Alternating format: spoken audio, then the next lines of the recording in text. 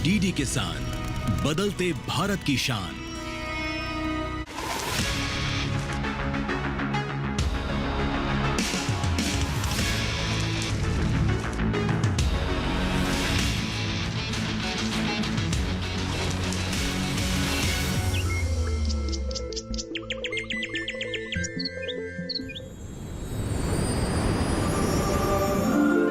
उत्तिष्ठत जागृत प्राप्य वरान्य बोधत। ये श्लोक हमें आलस्य और मोह से बाहर निकलने और अपने लक्ष्यों की प्राप्ति के लिए प्रयास करने की प्रेरणा देता है। साथ ही ये ज्ञान की प्राप्ति के लिए श्रेष्ठ गुरुओं से मार्गदर्शन लेने का भी सुझाव देता है। नमस्कार दोस्तों, मैं हूं मनीष और आप सबका स्वागत है हमारे एग्री की उड़ान में। दोस्तों, जैसा कि आप जानते हैं कि इस समय हम हैं राष्ट्रीय अंगूर अनुसंधान केंद्र पुणे में। आपने इस संस्थान के बारे में पिछली कड़ी में बहुत कुछ देखा, समझा और जाना, और ये भी जाना कि कैसे ये अनुसंधान केंद्र अंगूर उत्पादन के क्षेत्र में अभूतपूर्व कार्य कर रहा है। लेकिन अब इस दूसरे भाग में हम इस संस्थान के बारे में और भी बहुत कुछ जानेंगे। लेकिन इससे पहले कि हम अपने सफर को थोड़ा आगे बढ़ाएं, आप देख लीजिए पिछले भाग की कुछ झलकियां।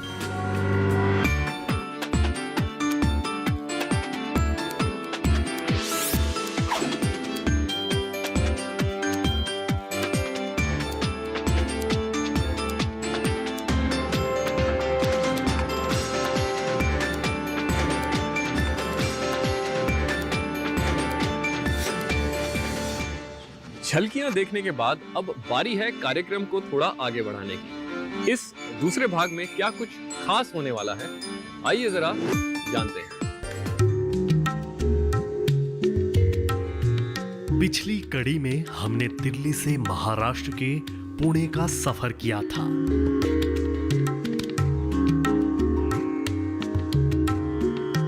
हमने संस्थान के मृदा विज्ञान, कीट विज्ञान, gene bank, farm machinery, nursery एवं NRL लैब का अभी तक दौरा किया। आज के अंक में हम अंगूर की हार्वेस्टिंग एवं पैकिंग, अंगूर प्रसंस्करण, साथ ही स्वचालित सिंचाई एवं बायोटेक्नोलॉजी लैब के साथ पादप रोग और निवारण और कीट प्रबंधन के बारे में जानकारी देंगे। साथ ही संस्थान की उपलब्धियों की भी बात करेंगे। तो चलिए एक बार फिर से रुख करते हैं पुणे का। बात अब शुरू करते हैं बायोटेक्नोलॉजी लैब से, जहां पर जर्म प्लाज्म पर काम किया जा रहा है। आइए जरा एक नजर डाल लेते हैं। बात शुरू करेंगे बायोटेक्नोलॉजी लैब की, जहां जर्म प्लाज्म पर काम किया जा रहा है और वर्तमान ही नहीं भविष्य की तैयारी में भी ये लैब अग्रणी है। संस्थान की बायोटेक्नोलॉजी लैब मुख्य रूप से 2 क्षेत्र में काम कर रही है।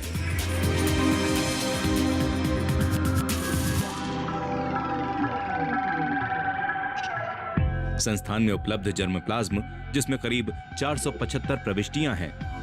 संस्थान ने यहां पर नई किस्मों का DNA फिंगरप्रिंट तैयार किया है और डाउनी मिल्ड्यू प्रतिरोधकता के लिए मॉलिक्यूलर मार्कर विकसित किया है, जिससे प्रतिरोधी हाइब्रिड की जल्द पहचान की जा सके। टिश्यू कल्चर में 2 मुद्दों पर अनुसंधान किया जा रहा है, जिसमें बीज रहित किस्मों से हाइब्रिड विकसित करने और विषाणु रहित प्लांट विकसित करना मुख्य है। लैब के कार्यों के बारे में बेहतर जानने के लिए चलते हैं विशेषज्ञ के पास। हम लोगों के केंद्र में जो जर्म प्लाज्मा, अंगूर का जर्म प्लाज्मा, जिसमें कि 475 एंट्रीज है, उसका हमने सभी जर्म प्लाज्मा का DNA फिंगरप्रिंट तैयार कर लिया है। सामान्यतः क्या होता है कि अंगूर का नई किस्म अगर हम विकास करना चाहते हैं तो उसके लिए 20 से 25 साल लगते हैं।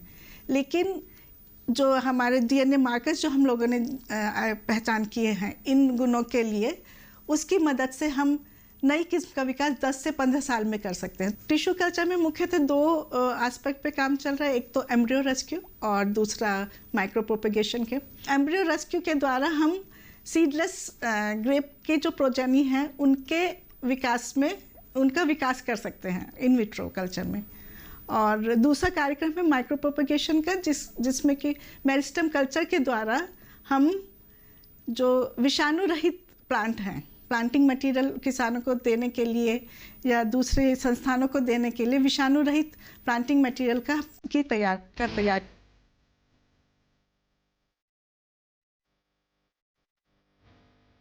ये संस्थान का वनस्पति शरीर क्रिया विज्ञान विभाग है, जो अंगूर की बेल की कार्यप्रणाली से संबंधित प्रक्रियाओं का अध्ययन करता है। प्रकाश संश्लेषण, पादप वृद्धि नियामक का मानकीकरण, पादप हार्मोन कार्य, अंगूर में शारीरिक विकार, ये सारे वो पैमाने हैं जिनका अध्ययन कर बेल की वृद्धि में सुधार करने के तरीकों पर शोध किया जाता है। अंगूर में गुलाबी बेरी शारीरिक विकार, इसके लिए समाधान निकाला कि अगर गुच्छों को पेपर बैग से ढक दिया जाए तो गुलाबी जामुन का प्रतिशत कम हो जाता है।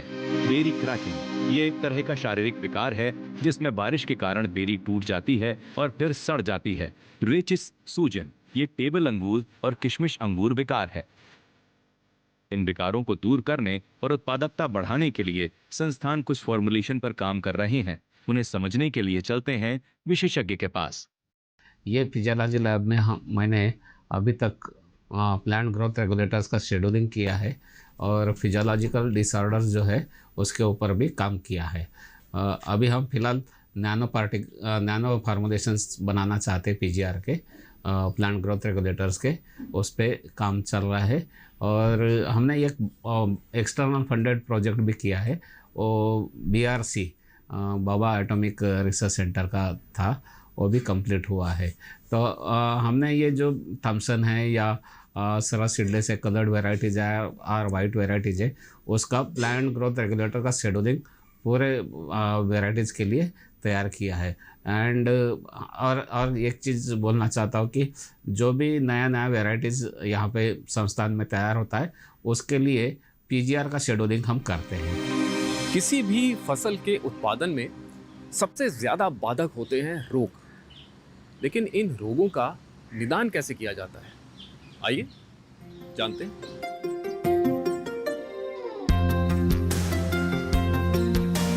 पादप रोग विज्ञान विभाग भी अंगूर में लगने वाले रोगों के निदान के लिए कार्यरत है।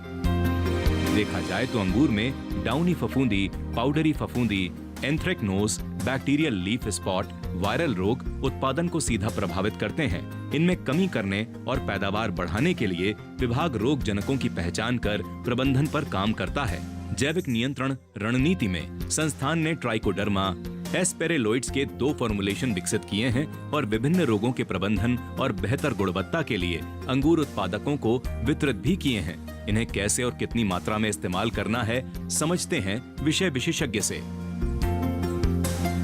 प्लांट पैथोलॉजी विभाग में मुख्यतः किसानों की जो चुनौतियां हैं, रोग है, विविध प्रकार के रोग आते हैं, उसका प्रबंधन एकात्मिक रूप से प्रबंधन करने की सलाह हम किसानों को देते हैं और वीकली एडवाइजरी किसानों को देते हैं और रासायनिक गतिविधियों को इस्तेमाल करके किसान भाइयों को कैसे रोग नियंत्रण करना चाहिए इस बारे में हम सलाह देते हैं।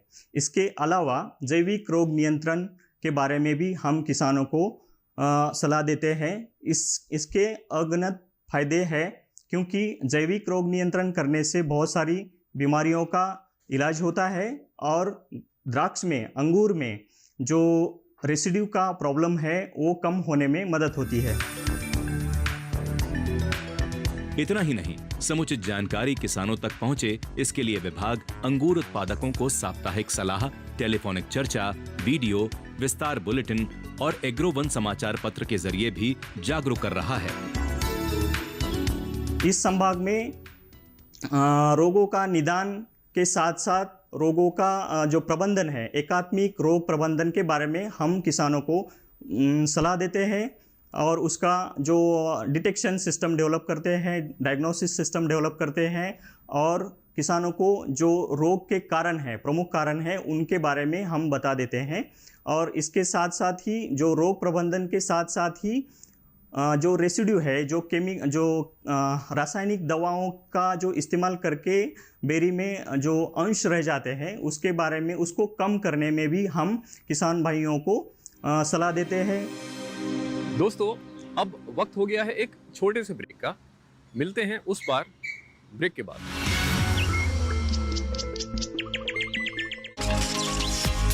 किसान कम लागत में कैसे बढ़ाए आमदनी, इसका क्या है विज्ञान, ये समझेंगे। कृषि चौपाल में आज बात होगी खरीफ फसलों की। मैं अपना सवाल पूछिए। खाद और जो है ना डालने का सबसे आसान तरीका, सस्ता तरीका क्या है? मिट्टी और जलवायु को देखते हुए बीज का चयन कैसे करें? धान की सीधी बिजाई के लिए कौन सा समय उपयुक्त होगा? पारंपरिक दवाएं जो चल रही है ना वो असर कम कर रही है। खरीफ फसल में जो कीट और जो बीमारियां, वो सबसे ज़्यादा नुकसान कौन से बीमारियां पहुंचाती हैं? आपका धान का तना छेदक है, बैंगन का फली छेदक है। देखिए, केवल यूरिया और डीएपी किसी भूमि में डालने से बहुत अच्छा नहीं होता। कृषि में मुख्य समस्याएं ये एक जलवायु परिवर्तन है। तो ये मेघदूत ऐप जो है आप जरूर अपने मोबाइल में डाउनलोड करिए। इसमें आपको मौसम पूर्वानुमान की जानकारी तो रहेगी। जैसा टपक सिंचाई हो, एक छिड़काव की सिंचाई हो, तो उसको हमें यूज करना चाहिए। स्वागत है आपका कृषि चौपाल में। और चालो कृषि चौपाल में चालो।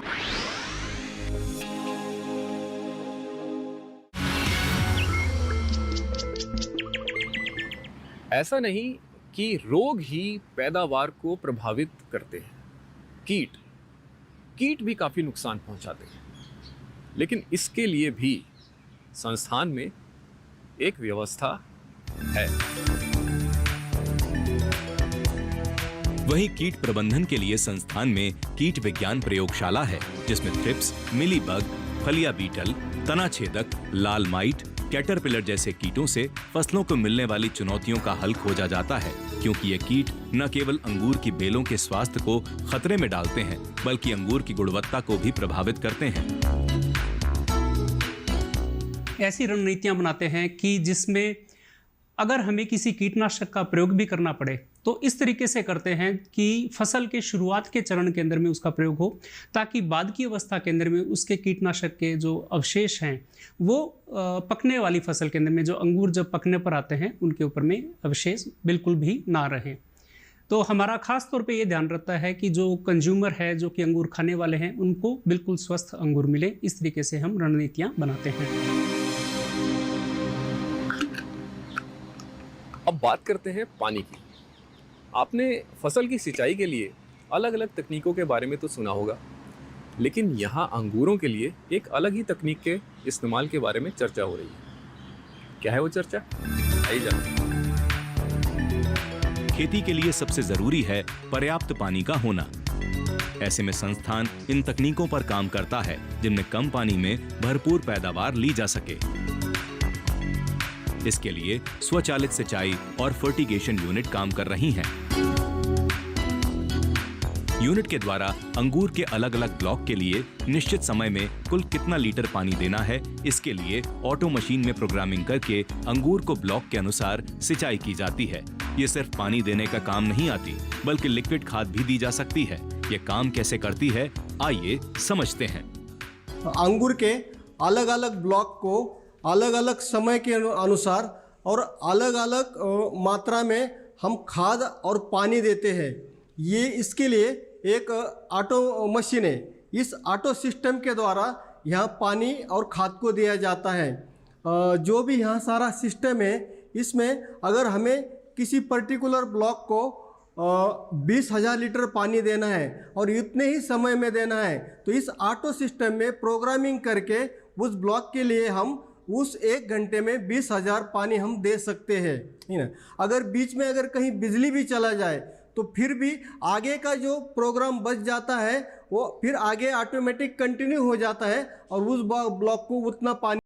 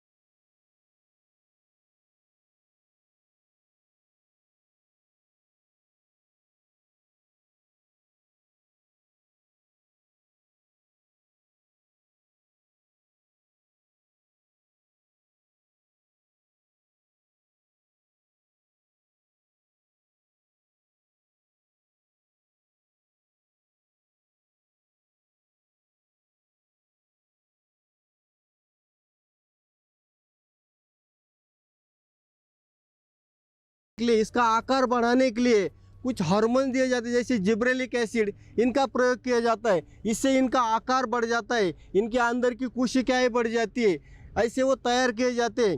इसकी हार्वेस्टिंग मतलब छटने माल जब हम निकलते 120 दिनों के बाद, मतलब 1 से 30 दिनों तक हम इसको निकलते। अभी इसमें जो शुगर है, जो TSS बोलते हैं, ये 19 से 21 के बीच में खाने के लिए अभी ये रेडी हो चुका है। तो ऐसे हम इसकी तैयारी पूरी करते हैं। बाद में हमारा जो पैक हाउस है उसमें वहाँ जाके हम ग्रेडिंग करते, जो भी ख़राब मनी है उसको निकलते। एक साइज़ के पूरे हम बंच को, गुच्छों को पैक करते 1 किलो के पैकिंग में, और वो पैकिंग है हम फिर हमारा जो ऑफिस का जो सेल काउंटर है वहाँ हम बेचते हैं।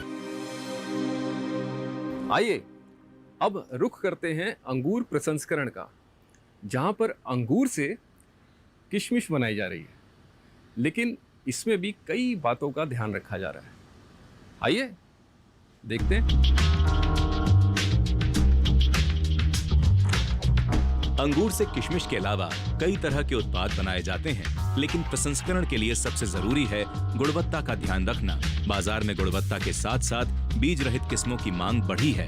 ऐसे में संस्थान कई पहलुओं पर काम कर रहा है, जैसे रस मंजरी मेडिका किस्म विकसित की गई है। इस किस्म का रंग काफी गहरा होता है और इसमें बिल्कुल भी अपशिष्ट नहीं है, इसलिए प्रसंस्करण के लिए ये किस्म काफी उपयोगी है। फल से जूस निकालने के बाद बचे अपशिष्ट से कुकीज और ब्रेड बनाए जा रहे हैं।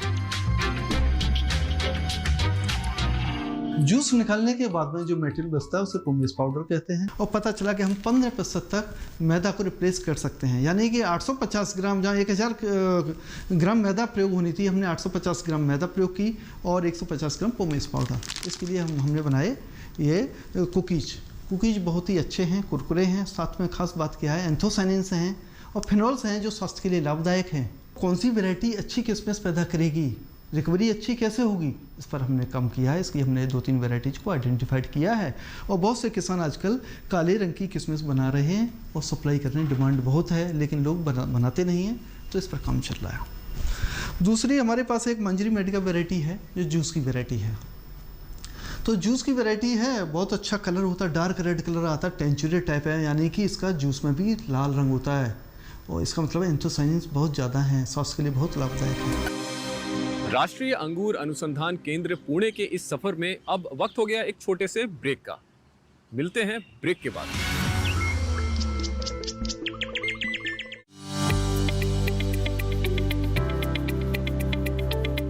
जमीन का सीना चीरकर मैं बीज बोता हूँ, मैं किसान हूँ साहब, चैन से कहाँ सोता हूँ। जी हाँ, आज किसान यात्रा में बहुत स्वागत है आपका। मैं हूँ आपके साथ हैदर ज़ैदी और किसान यात्रा आज पहुंची है हरियाणा के फरीदाबाद के गांव मिर्जापुर, उत्तर प्रदेश के गाजियाबाद के गांव सलेमपुर, नई दिल्ली के सारंगपुर गांव, और समझेंगे हमारे किसानों से कि हमारे किसान कितने बदल गए हैं। क्या वाकई जो सरकार योजनाएं चला रही है उनकी जिंदगी में वो बदलाव ला रही हैं? 2014 के बाद मतलब सरकार की तरफ से बहुत स्कीमें आई हैं जो लाभ उठाई है हमने। पशुओं की जो बीमा योजना चलाई गई है वो 1 साल की बीमा योजना है, जिसके अंदर जो प्रीमियम है 95% प्रीमियम जो है वो गवर्नमेंट की तरफ से पे किया जाता है।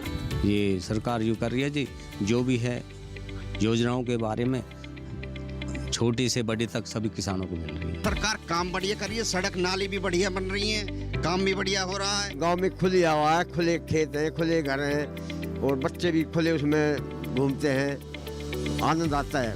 जो शहर में जो होता है उससे तो बहुत बेहतर है। देखिए दिल्ली NCR से खास कार्यक्रम किसान यात्रा 10 जून मंगलवार दोपहर 3 बजे, पुनः प्रसारण रात 9:30 बजे, सिर्फ DD किसान पर।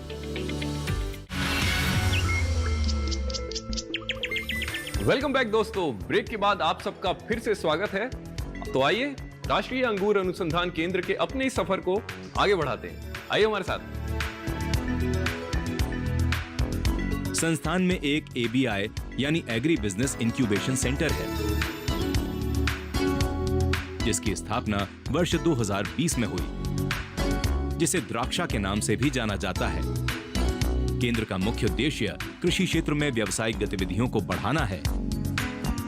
मैं एक एग्रीकल्चर बैकग्राउंड से हूँ। इधर आने के बाद ऐसे पता चला कि 100 से ऊपर 100 से ऊपर ग्रेप्स की वैरायटीज़ है। हमारे 4th ईयर स्टूडेंट में हमारे पास बहुत आइडियाज़ होते हैं, बट वो आइडियाज़ को एक्चुअली एक बिज़नेस में कन्वर्ट करने के लिए हमें इतना कुछ इन्फॉर्मेशन नहीं होता है। तो NRCG की ये ऐसे प्रोग्राम्स होते हैं जैसे एग्रीप्रेन्योरशिप का सेंसिटाइजेशन प्रोग्राम, ये हमें एक आइडिया को हम बिज़नेस में कैसे कन्वर्ट कर सकते हैं उसका प्रोत्साहन मिलता है और एक माध्यम भी मिलता है जिससे हमें और बेटर टेक्निक्स का इस्तेमाल कर सके। मैं बीटेक फूड टेक्नोलॉजी स्टूडेंट हूँ DY पाटिल यूनिवर्सिटी से। तो अभी मैं 4th ईयर में हूँ। हम 4th ईयर का प्रोजेक्ट करने यहाँ 6 मंथ्स का डेजर्टेशन प्रोजेक्ट करने ICAR NRCG में आए थे। तो हमको यहाँ पे आने के बाद मतलब बहुत सारा प्रैक्टिकल नॉलेज मिला ग्रेप्स से रिलेटेड, और ग्रेप्स के बाय प्रोडक्ट्स और क्या क्या हो सकते हैं उसके बारे में नॉलेज मिला। यहाँ पे आके आपको काफ़ी अपॉर्चुनिटीज़ मिलती है, जो आपने पढ़ा होता है वो आप रियलिटी में लेके आकर और इन्फॉर्मेशन जानकर उस पर काम कर सकते हैं। फॉर एग्जांपल रिसर्च हो गया, आज हमारा एक बड़ा प्रोग्राम हुआ था ABI का, एग्री बिजनेस इंक्यूबेशन। उसके द्वारा आपको समझ में आता है कि आपको ग्रांट्स कैसे मिल सकते हैं, फंड्स कैसे मिल सकते हैं, आप अपना जो आप करना चाहते हैं रियलिटी में आप कैसे बदल सकते हैं उन सब चीज़ों को। स्पेशली अगर आप ग्रोइंग एंटरप्रेन्योर्स हैं तो आपको काफ़ी अपॉर्चुनिटीज़ मिलेगी यहाँ पे आकर। बीते 4 वर्षों में ABI द्राक्षा ने कई संवेदीकरण कार्यक्रम, प्रदर्शन, EDP, FPO को उनके व्यवसायों के लिए समर्थन, स्टार्टअप को समर्थन का आयोजन किया। ABI द्राक्षा ने कई संस्थाओं के साथ MOA पर हस्ताक्षर भी किए हैं। हाल ही में ABI द्राक्षा ने 16 जनवरी 2024 को Prayas the Pune agri startup conclave 2024 का आयोजन किया, जिसमें संरक्षक, टेक्नोक्रेट, ABI केंद्र, स्टार्टअप कंपनियां, स्टार्टअप और बैंकिंग के साथ साथ निवेशक भी शामिल हुए। राष्ट्रीय अंगूर अनुसंधान केंद्र में ABI centre, agri business incubation centre की स्थापना 2020 में हुई थी, और हमारा इसमें उद्देश्य यह है कि एग्रीकल्चर सेक्टर में हम बिजनेस को कैसे बढ़ावा दे सकें। ये हमारा मुख्य उद्देश्य है। साथ में ही नए नए आइडियाज़ हैं उन पर हम कैसे काम करें, कैसे लोगों को सपोर्ट करें, स्टार्टअप्स को सपोर्ट करें। साथ में ही जो FPO, FPC की स्थापना कैसे की जाए, ये हमारा मुख्य उद्देश्य है। इस पर हम काम करते हैं, और वर्तमान में हमारे पास में करीब 5-6 लोग MOU जिनके हैं वो काम कर रहे हैं हमारे साथ में। इसके अलावा कई लोग पहले भी MOU कर चुके हैं, काम कर चुके हैं, सक्सेसफुली बिजनेस अपना रन कर रहे हैं। अब रुख करते हैं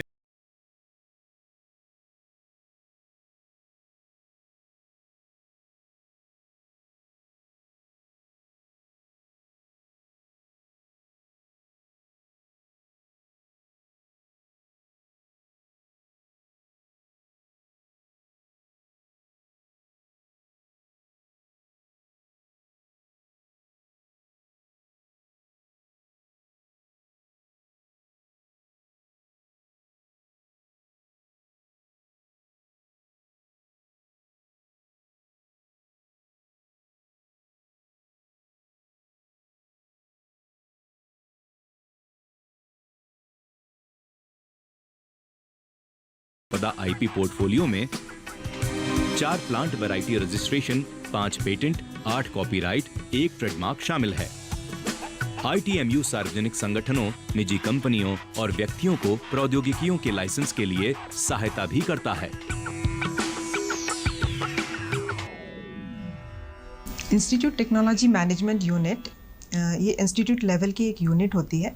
यहाँ पे NRC फॉर ग्रेप्स में इसका मुख्य कार्य ये है कि जो भी वैज्ञानिकों द्वारा रिसर्च हुआ है, जो रिसर्च रिजल्ट्स मिले हैं, उसमें जो IP है, इंटेलेक्चुअल प्रॉपर्टी, बौद्धिक संपदा, उसका संरक्षण करना, और जो भी टेक्नोलॉजीज़ संस्थान द्वारा बनी हुई हैं उनको हमें कमर्शलाइज करना है और लोगों तक पहुँचाना है। तो ये जो काम है वो इंस्टीट्यूट टेक्नोलॉजी मैनेजमेंट यूनिट के द्वारा किया जाता है। इंस्टीट्यूट टेक्नोलॉजी मैनेजमेंट जो है वो ITMC, institute technology management committee, जिसके डायरेक्टर चेयरमैन होते हैं, उसमें सारे ही बौद्धिक संपदा से रिलेटेड जितने भी डिसीजंस होते हैं वो लिए जाते हैं, और जो डिसीजंस लिए गए हैं उसको आगे जो है उसके ऊपर कार्य करने